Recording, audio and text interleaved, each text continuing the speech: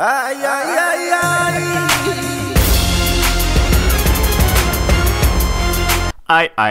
Who would win? A whole university or one pee-pee boy? Hey, what's up? It's your boy. Your boy. Okay, that's enough gloating for now. So when I saw Swordfish 2 get spoiled, it put my death boner at full mast. So that's the biggest that was the biggest decider for what deck I'd play. And I mean, I almost always play Shen whenever I could, but obviously he's not with us anymore. I thought well, Twinkle's really good, so if I just main deck Phil Birch 2 with Swordfish 2, which has amazing synergy with him since it gives him momentum, I'll beat all the Twinkle kids. But then I ran into another problem. He's laughably bad against Spike 2. Like, it's no contest because he can never get any momentum with his throws hitting. It would be a very, very one-sided if I fought a decent player with Spike 2, which obviously I thought there'd be a lot of. Not as many as I thought, but I still had to play 2 Spike 2s in this tournament, so I'm glad I didn't. If Spike 2 ever gets hit, though, I'm definitely going to come back to Phil Birch 2 because, you know, Phil Birch has a lot of problems trying to win with his own characters when he makes them require so much thinking.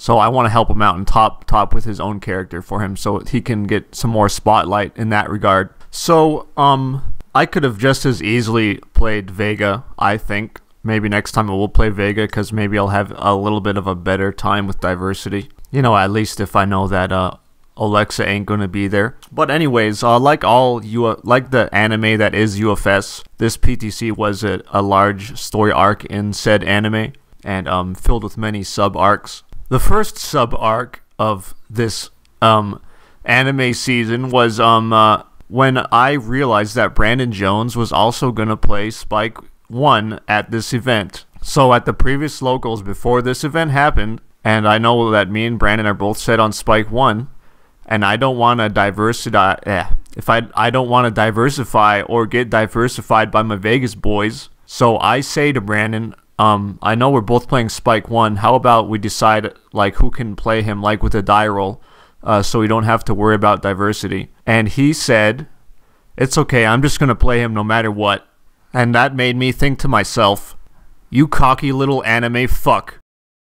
Are you not even afraid of me diversifying you? Or would you not even feel bad if you diversified me? I am gonna dedicate my Spike 1 deck to diversifying your ass and smiting you for your hubris. Just like Garrett did to me with Chin all those years ago. So by the time game 2 is over, me and Brandon are 1-1, but I'm on the play for round 3. And I think there was a little bit over 10 minutes. It was like 13 minutes or something like that left. So this guy, Brandon, he says to me, listen to what he says. This guy says to me, he says, "Offer a draw? You fucked up." But for real, I really like Brandon's deck because it looks just like how I imagine a Spike control deck should look. And it'd be pretty dope if I could team with Brandon at some major at some point. But then the next step I had to overcome, on the other hand, I had to play a complete bastardization of such a beautiful control character played by none other than Mr. Damnation himself. The man who made me who I am today. Playing a free wins life deck with Tengu Dive.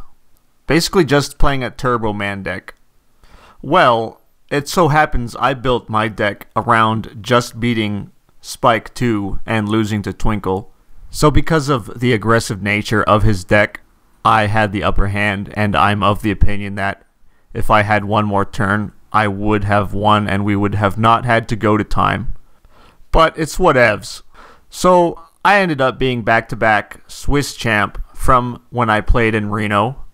And the second time that I've ever seen the second place in Swiss get diversified. The first time being when Garrett did it to me with Chin all those years ago. So in top 8, first game against Daniel Schussler's Woodman. Every game we went to deadlock, I'm pretty sure. it was some good games. But when you're playing Power Creep Cash Grab, it's really hard to lose. And I don't know if anyone knows this, but going into tops with a control character is like 5 times as hard as if you had just played a free wins character. Because playing a control character, you go 1-1 too many times just because your deck is so slow. And too many draws, it takes you out of tops easy. And you're going to have to work for every one of your wins. So it's a good accomplishment topping with Woodman.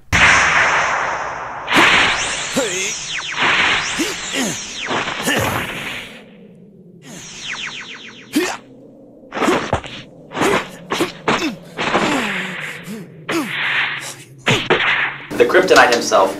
Barrett, how are you? I'm doing pretty good. Prepare yourself for... Jacob Johnson. I'm sick of your little games. We are... UFS University.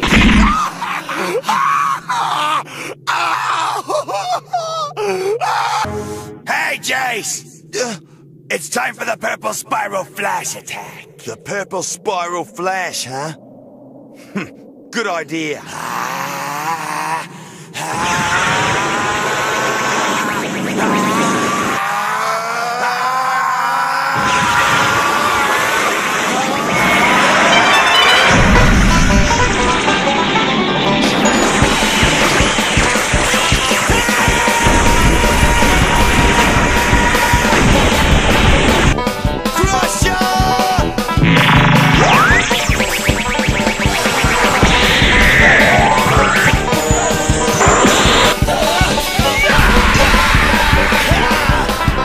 And that's how I beat Omaha.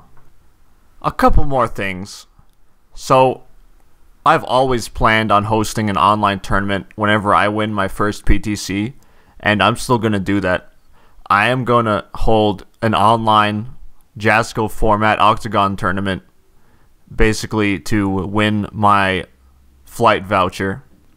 I don't really know that many details other than I want it to be a Jasco format tournament with a ban and errata list, hopefully as close to what it will look like when it does eventually happen. Eventually I'll make a proper video for that. And then the last thing, a lot of people don't like me. I've had to deal with people shit-talking me behind my back my whole UFS career.